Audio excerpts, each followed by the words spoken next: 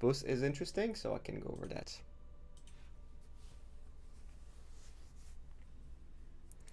All right, you're here for constructed. That's fine. Then we're gonna wait just a couple more minutes, just for people to join in. All right, so we can start slowly, so people can catch up, just for the introduction. So I basically had 2 days, no, not 2 days, like 1 day, to prepare for that tournament, and I picked up a couple decks to prepare, to like at least to try.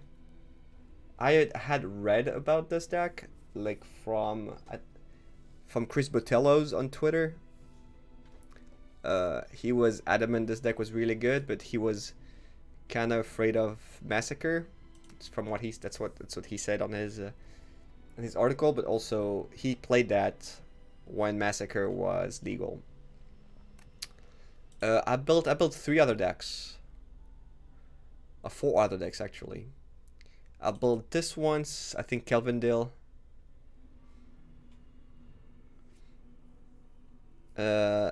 Advise I should try this. That's from one of the Moris, a Japanese player. I tried this. It was terrible. It was not actually playable. I don't think it was good. I think it was pretty shitty. So I dropped it pretty quickly. I played it at least like I think I played 3 matches, and I thought it was like inconsistent. It would lose to too many cards. I don't know. It was just not very good. The mana was really bad.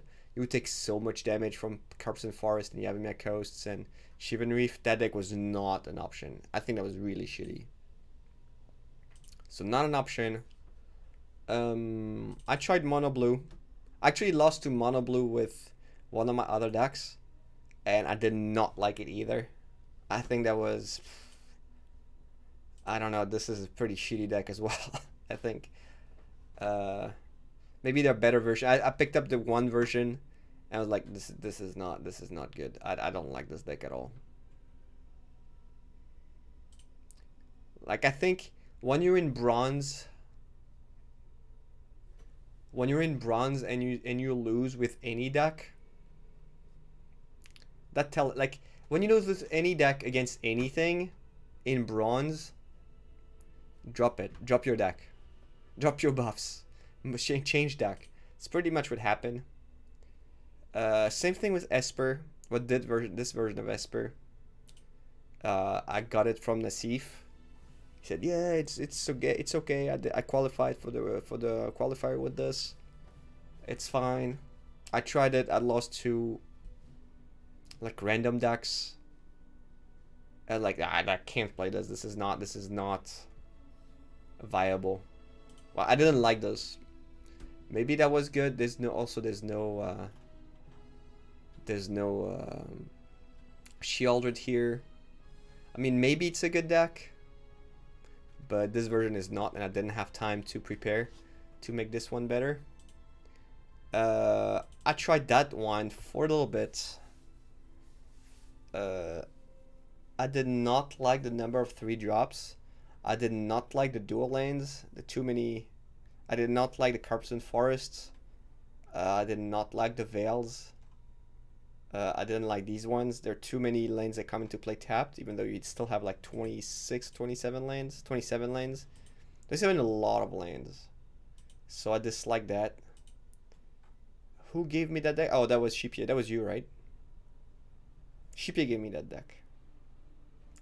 I did not like the circles. I did not like Leyline in the main.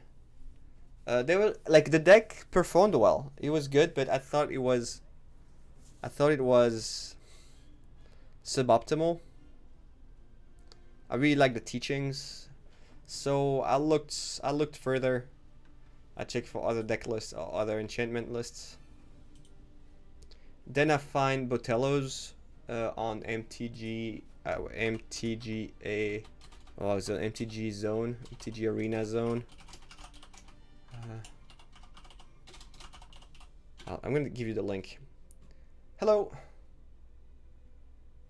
Hello, enchantments. So at least I'm giving my sources. Yeah, I know. Don't worry. I know. Like Massacre got banned like 3 days ago. Yeah. So it was a quick fix, like to figure out what to play. So that's what I got inspired from. I did lose to Farewell with the Naya version. I was like, oh, maybe Counterspell would be fine. And then Botello had exactly that. He cut the red. I'm gonna put the. He cut the red to. Oh, Sofia Liarato à partir du temps. Who's going to Sofia? He cut the red for blue to play strokes in the sideboard. He also had peacekeepers in the sideboard.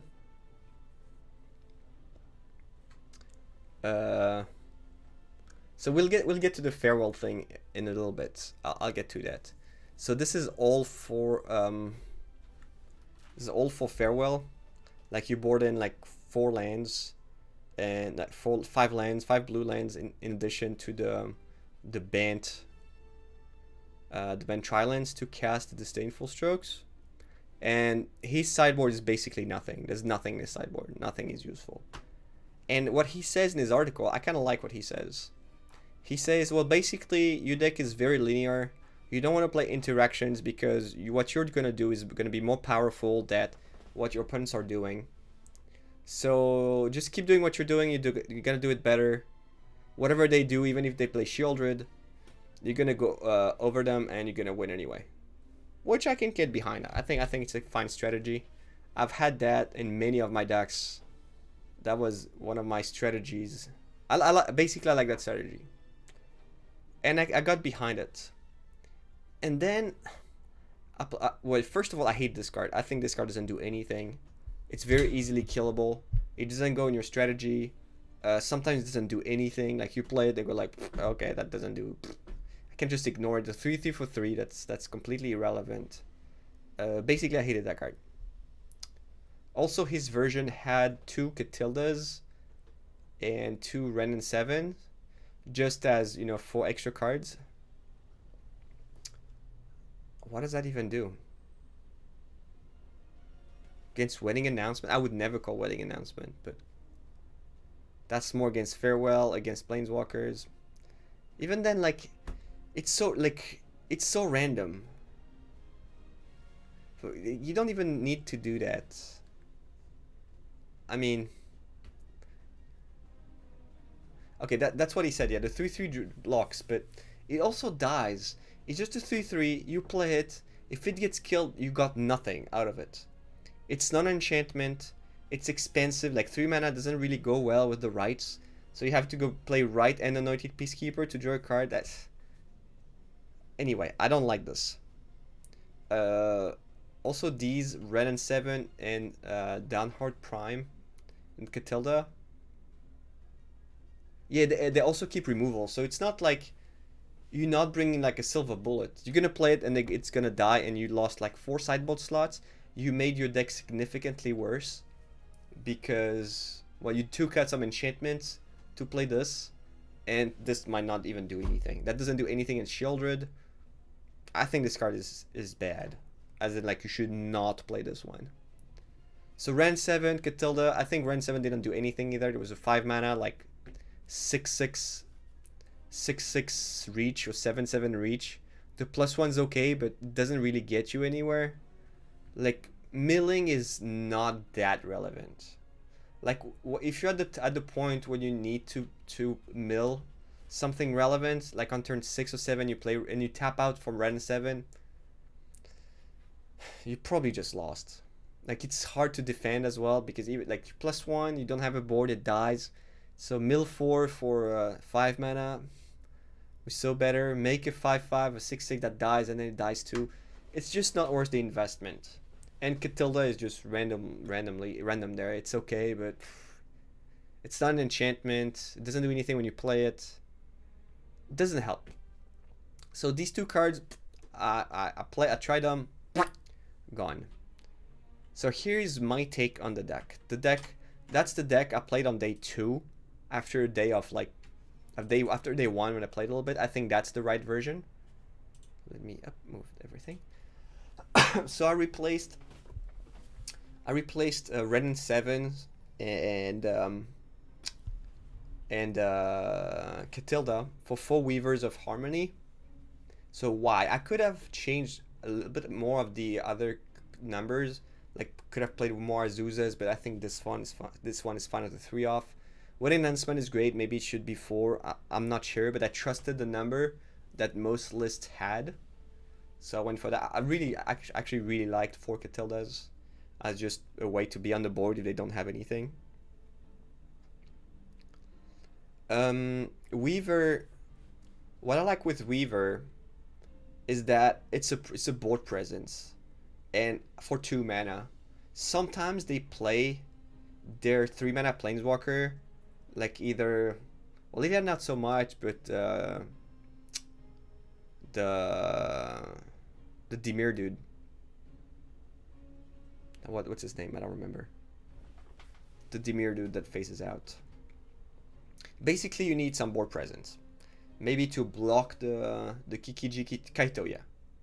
Kaito. To block Kaito Shizuki. To block the token. I'll come to that too. To block the token, or to just pump Naturalist. This actually was very relevant. Like have a 3/3 lifelink against the Goblin tokens is pretty good. Also with these, it's cheap to go with Naturalist. So when you go off, just a 1 mana enchantment, draw a card, pump your other creatures. It also pumps the Azusa, which becomes like 4/4. That's also pretty relevant. The activate, like that's just for the +1, and it being an enchantment, and the activated ability is also pretty relevant. When you can make another spirit, you can make your Wedding Announcement take up faster. Make it flip. So if there's 1 token, triggers, copy the trigger, add 2 dudes, flip right away. It's better if you have it on 2 tokens, and then you make like an extra token. Instead of having 3, you have 4. So that's relevant. This came up. I don't think it came up, this one. Remove on site. Yeah. Every time I played it, it died. It was like killed on site. It's not that important, but for some reason it's very scary. Like, I don't know. People haven't played against this deck with the Weavers, and they see it like, oh, this has too much potential, has to be killed, and always dies. So it's good because then these guys don't die. So that's pretty good. So I liked it. I think it was a very good replacement for the other 2. The 26 lands are pretty much necessary. I lost many of my games because I never got to 3 mana. Like, I think all the games I lost was because I didn't get to 3 mana. Between day 1 and day 2, I got stuck on 2 and lost. These are the only games I lost, I think. But then, well, that happens. But that's why you don't have library manipulation, so you need to draw your lands. And it's also very mana hungry. Like when you start going off, like you want to play it. You never want to skip a land drop. So that's about the main deck. The sideboard. So that's my sideboard for day 2. Day 1, don't really check my sideboard on day 1 because it was not very good. This sideboard is not that much better, but it kind of improved. So I found out, but I thought that Destroy Evil and Leyline Binding is a necessary evil. It's necessary evil because you need to kill Sheoldred. After board, when they have so much removal to stall a little bit, and they resolve a Sheoldred when you don't have board presence or you haven't set up your big Rite, then you're gonna get behind. And also they don't play 1, they play 2 or more, so they're gonna have them. They're gonna have it online on turn 4, and you need to be able to kill the first one. You can win without it. You can win with Sheoldred. Like I can show you this game. So I put the games on YouTube if you're interested in that.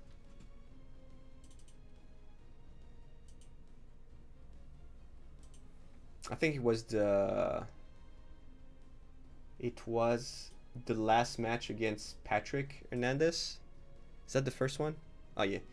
Please, if you have a second, everybody watching, can you please like the sub to the YouTube channel? It takes 1 second, but that would really help. I think it's the last games where I actually... It's this one, yeah. So he plays... Thank you so much. Hey Dennis, how are you? Thanks everybody. So let's play it faster.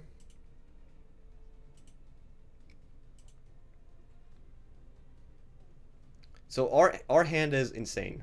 Like if we draw land, it's insane.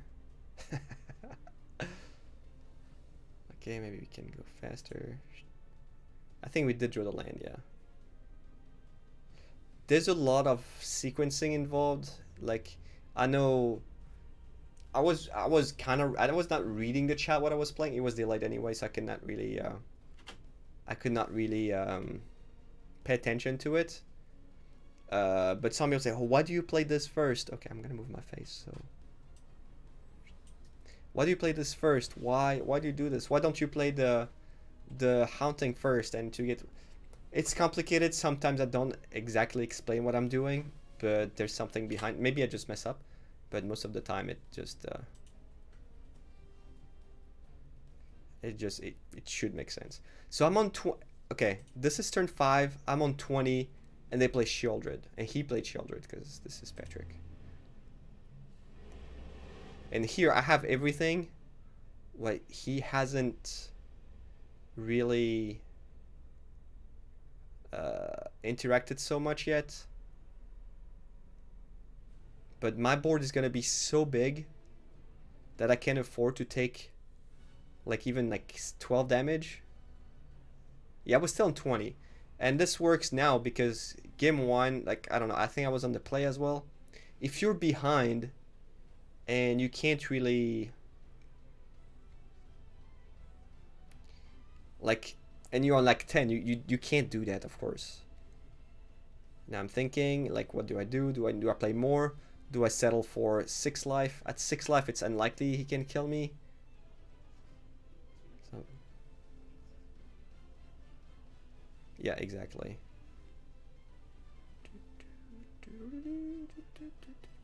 6, now I can't play my other Jukai. Because if I play it, I'm just dead. Well, not dead, but yeah, I'm dead. If I play another one, I'm dead. So at 6,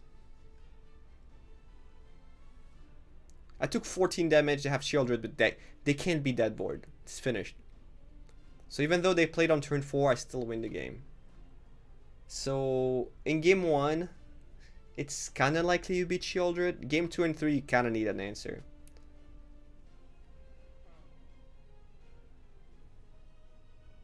Well, basically, he's just dead at this point. Kill one of my guys. I have a Katilda in his graveyard.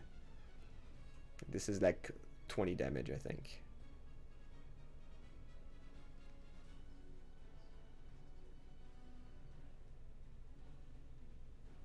Yeah. Alright, so what was I saying is that you need them after board. I don't think you need them in the main. I don't think I ever needed to have a Destroy Evil or a Binding in the main, but sideboard they are necessary. Then Curse of Silence, I have them just in case I play against like heavy blue-white control. I don't know if that deck exists or not, but that's the only case I actually want them. You don't really want them against anything that's not running like 3 Farewells. That's not a very good card against Farewell, but just like it doesn't cost much. And you can get a card off the rights. Let me move my face. You can get a card out of rights. It's so much better than the 3/3 because this is kind of hard to remove and so much better with rights. Yeah, I mean they exist. They kind of exist. I don't know how much they exist. I'll get to farewell in a second, and how to beat slash not care about farewell. Emperor was kind of a way to get around farewell. I don't know if this one I'm really not sure about it. So I'm not sure. I think it's okay. Really depends on their version. I think against heavy control this is good. Against against like mid range, this is not as good because you can easily kill it, and the 2/2 is not relevant when you're facing like other planeswalkers and stuff. So I would probably just play these, like play one against mid range. Bet against like heavy control decks, you probably want them. And so the rest of the sideboard, they're usually completely useless cards, like some extra lands, some more Boseijus.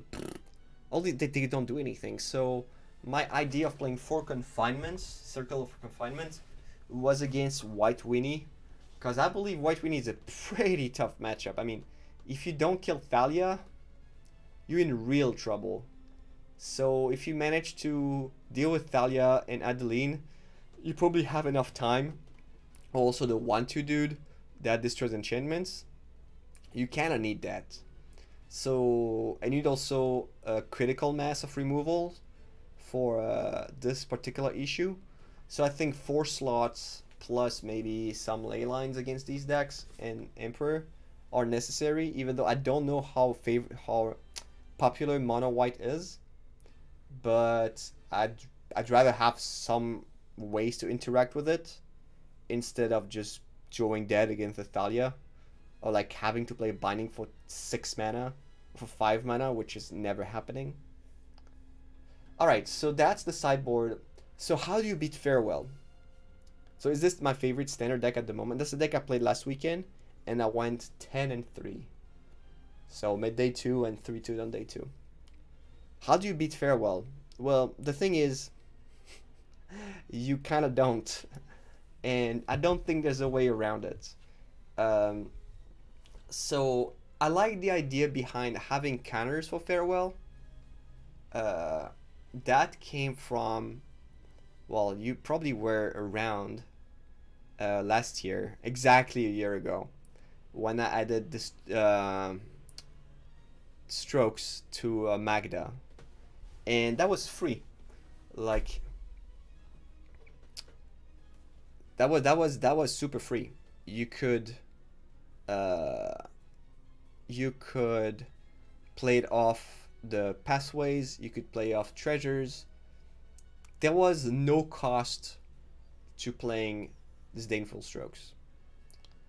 Playing negates in this deck has a very high cost. Negate O-Stroke. Let me explain. Negate is very good when they play Farewell, you counter, and you win after that. If that happens, king of the world. You win. However, you don't always beat the deck when they don't have Farewell. And you still need to play your own game. As in, you need to go off, you need to have a board presence, you need to do a lot of things to actually win the game. Countering Farewell is probably your best way to win. If you manage to resolve a Rite and have enough cards in your hand to recover from the Farewell, I think that's your best bet. Also, like, that's your best bet to beat it. Like, if you go off with Rite and only find negates and nothing else, like, you're not actually gonna beat the actual deck. You're not gonna win anyway. Like, you need enchantments, you need pressure, you have Hallowed Haunting, but you don't draw your enchantments because you have negates. And that doesn't make the matchup better. If there was a better way, like, your lands are gonna be, your mana base is gonna be worse. You won't always find them in time.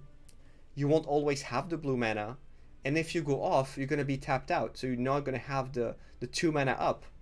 So all in all, I think the better strategy is to just ignore it. Try to, like, if they have it, they have it. Curse of Silence is probably the best answer, yeah. Like, to just gain some time. If you know they have a lot of farewells, more than 2, I would board in the Curse of Silence in a closed deck list. And in a closed deck list, I think Curse of Silence is much better than Negate. And that's why I have them in the board. I did not board them in against mid-range because I know they only have 2, and I'd rather just play my game and hopefully recover after a farewell than to base all my strategy on countering a farewell that might not even happen. I mean, you have a lot of things to take care of. They have Shieldred, they have Raffine, they have Wanderer, Rendering Emperor, they have a lot of things. And that's just, like, Negate is not gonna help. Like, Negate against Raffine is not gonna help. Like, by the time they want to play farewell, if they see you're playing blue, they're gonna board in Duress. And they board in Duress anyway because you have so many things to discard. So they're gonna Duress you, you're gonna lose your Negate or your Stroke, and then they're gonna play farewell. And all your strategies just go. It's a very weak strategy. In this, I'm not saying like counters are weak strategies in general. I think in this particular setup, counters are a bad strategy because they're so hard to cast and they run into a lot of bad things. So I would advise against playing blue. Whether or not red is it's better with or without red, I don't think I was missing the red that much. I think the 3-mana enchantments are just better. The white ones are just better than the red. Red comes at a cost, and I don't really like that cost. Would say black for Duress is better. Like, black would actually be better, yeah. Like, keeping the 2-mana up is so complicated. Like, the problem with black is that you don't have the tri-lands. You don't have Abzan tri-lands. And that's actually pretty bad. So, if you had access to how is it called? The Abzan tri-land, that would probably be a better strategy, as you could play around Farewell, Emperor, counters as well. But like, keeping 2-mana up is just too complicated. It's a combo deck. Combo deck wants Thoughtseizes and Duresses. They don't want counter spells.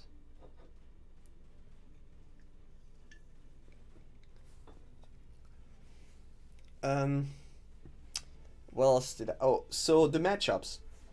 I played mostly against Grixis and Jund, which are, I think, pretty good matchups.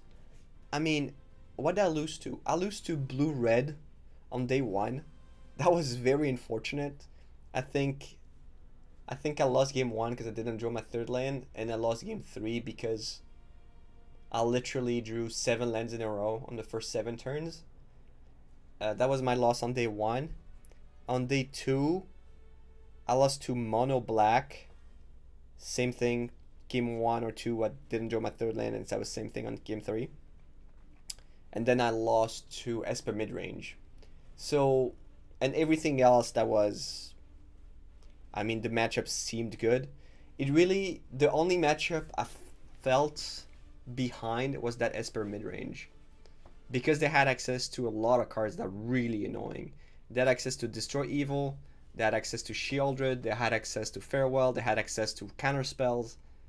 All of that made the matchup pretty tough. I lost 2-1, but I felt a little behind. Everything else, like all the Jund and like all the black-red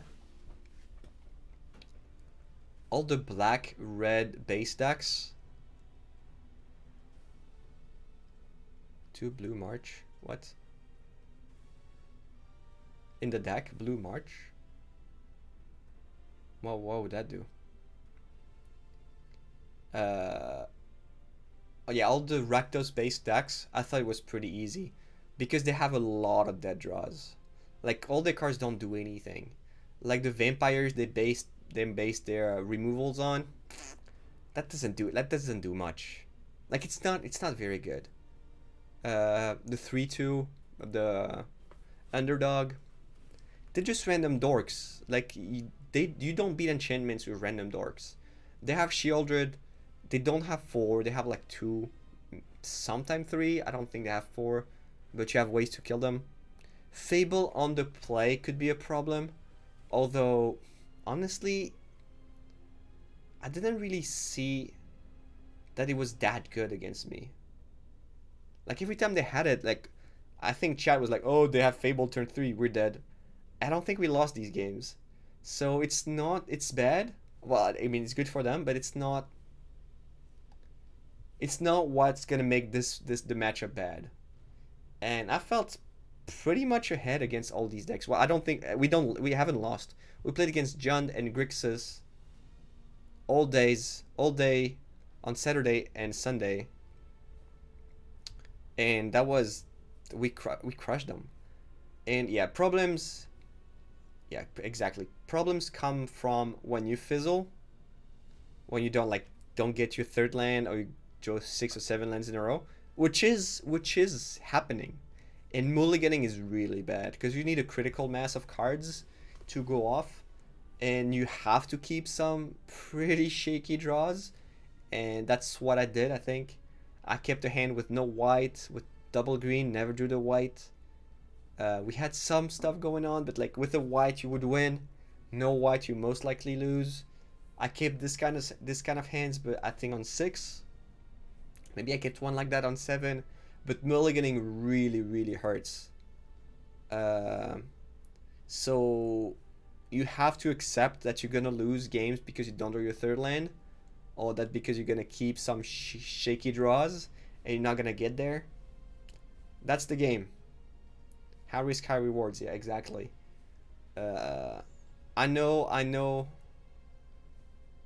that a lot. Yeah, maybe white was better. Maybe adding a plane over a forest could be better. I don't know. This is. Yeah, I think maybe another plane would be better. Planes. 8 should be better. I kind of agree. I had too many greens, and I was always missing the second white for these to go off. I think I agree with that. How do you decide when to play the rights? So there's a lot of literature on this. Do you have explanations on how to maximize the number of cards you draw? I think I'll have to watch the videos again. I haven't really rewatched the whole tournament yet. I don't know if I'm gonna do it, but if you do, and if there's like a timestamp that you're questioning, just let me know on Discord or here, and we go over it. There's a lot of different setups where you want to play rights, upkeep, and draw like 3 cards. Sometimes you're gonna delay it. Like you can draw either 2 cards, 3 cards now, or 2 cards a turn later, like 1 less card, but your board presence is gonna be different. So, and sometimes also you want to double right on 1 turn to draw as much as you can, and then on the following turn you play everything. Like sometimes you double do this when you have wedding announcement, something is gonna flip. It really depends on the situation, and for that I advise you to watch the games I played, mostly after round 3 on day 1, because the first 3 rounds I actually had to learn how to play the deck, because I hadn't played that many games beforehand. That's also a thing. I didn't have any experience with the deck before. The good thing, I'm gonna tell you who I am as a player. As a player, I know how to identify the strengths and weaknesses of decks after a couple of sanctioned matches. Sometimes at practice, but after 2 or 3 matches, I'm usually okay with the deck and how it functions. The first couple matches are a little bit shaky, usually. Raph, why don't you play more standard? We would love to see you in weekend tournaments, and after that, inside about your plays. I could do that. I could, and I'm seriously considering it. We'll see. And I know there was a lot of people involved in these tournaments. I think we had like 500 people yesterday at some point. Anything else about this deck? So I get a nice YouTube thing I can export for people to look at it. Failing this deck could be worthwhile. So the thing is, this is the other version. This is the version I tried before. Like that's what Shipier suggested. I started off with this one, and then I saw.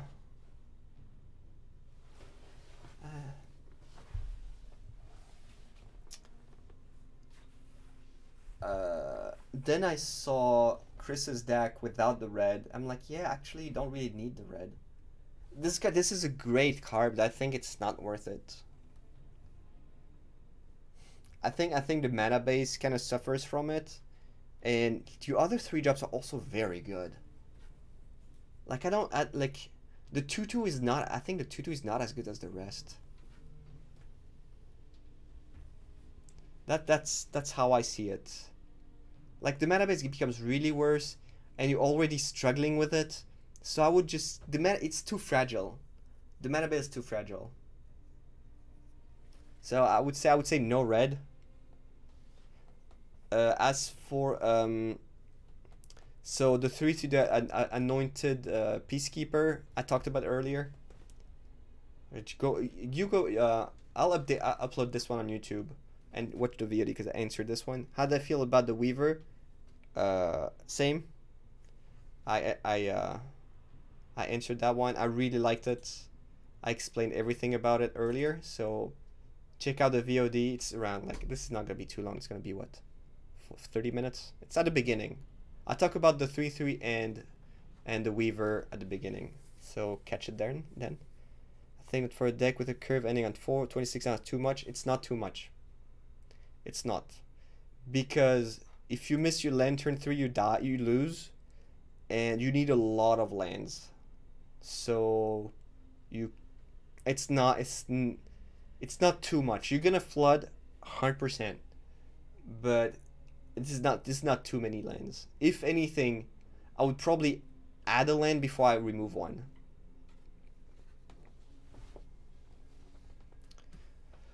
Si tu devais recommencer avec le recul, tu prends ton action. Yeah, I would take it again. I would play it again. Maybe I would change. Like, Shipier's suggestion is pretty good. I would probably add a plains and remove a forest. Maybe maybe change a couple of sideboard cards and maybe try the curses a little more against mid-range, against Esper mid-range. But yeah.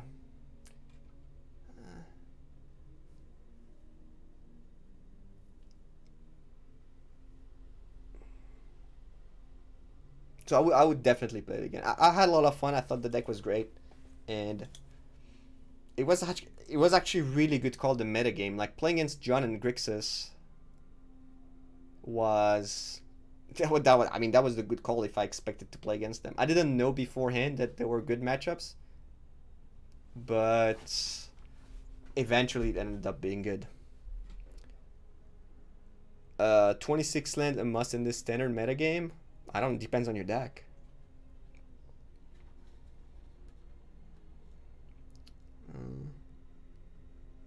Yeah, but there are cards that can help getting lands and reduce cost. You still need the lands. Yeah, you still need. Check the games, and you'll see that I'm like, come on, land number 3, land number 4, land number 5. Come on, land number 6. Come on, let's go for land number 6. When you have too many, it's bad. But when you're missing like 1 or 2 lands, you're just like praying to get more lands. Yeah, the games are on YouTube. Once again, if you're here and you haven't clicked subscribe button, please do so I can upload more. And especially if you're into standard and if you enjoyed this kind of content, I'll be posting more stuff like this. Anything else before we move on to other stuff? I'll be uploading this so you have access to it easily. These are playing Wedding of Fable. Yeah, Wedding does not help. True. I mean, you still have 4 cycle lands, so this, if you want, it's a way to mitigate. Is that a word in English? Mitigate the flood. I think like the card that people don't like as much is Katilda, and I really liked it. How do you think this deck compares to Esper now in the meta? This question is tough because I've only played 2 days of tournaments with in standard, and it shakes. It's meta games.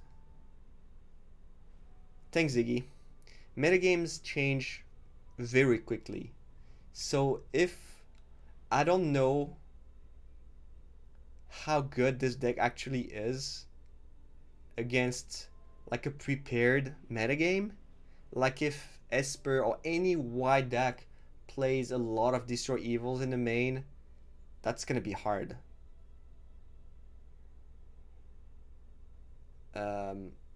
So if it really depends how it changes. It depends how decks are already against it.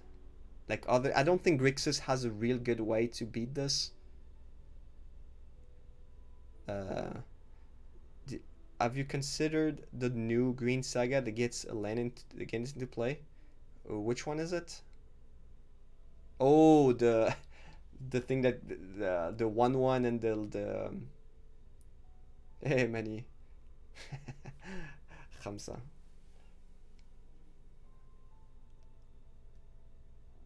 No, I know. The Gaz might, yeah. Unleash the Inferno.